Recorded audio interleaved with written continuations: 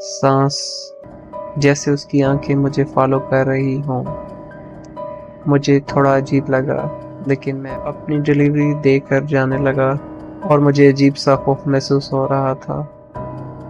मैंने डर के मारे दोबारा मोबाइल की तरफ देखा और अपनी पिज़्ज़ा डिलीवरी ऐप को जब चेक किया तो मुझे मालूम हुआ कि वहाँ पर लीव एट डोर स्टेप पर चेक मार्क था।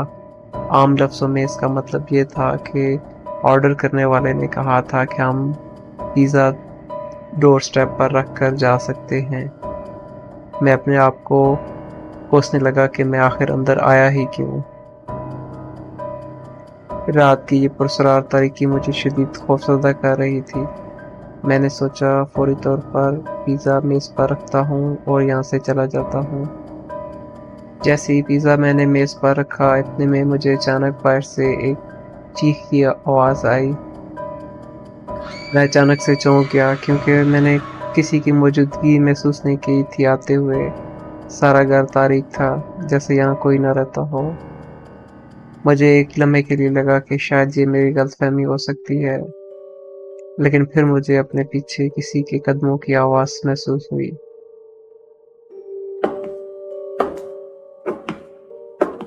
जब मैंने पलटकर देखा तो पीछे कोई नहीं था, बस वो मेज़ पर रखी कैंडल का धुआं अब ज़्यादा गहरा हो रहा था और एक अजीब-सी स्मेल हवा में फैल गई थी, जैसे मुर्दा चीज़ की होती है।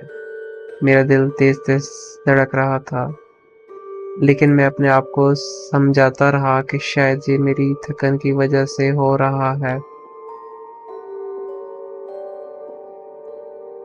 मैं जल्दी से वहाँ से निकलने की सोच रहा था कि अचानक मुझे मेज़ के पास से हल्की-सी व्हिस्परिंग सुनाई दी, जैसे कोई धीमी आवाज़ में कुछ बोल रहा हो। मैंने ज़ोर से आवाज़ लगाई, "हेलो, कोई है?" लेकिन जवाब में व्हिस्परिंग की आवाज़ तेज़ हो गई। अब मुझे सच में डर लगने लगा था। मैं पीछे मुड़कर दरवाज़े की तरफ चलने लगा, लेकिन जैसे ही मैं दरवाज़े के पास पहुँचा, वो अचानक से बंद हो गया। मैंने दरवाज़ा खोलने की कोशिश की, लेकिन वो हिल तक नहीं रहा था।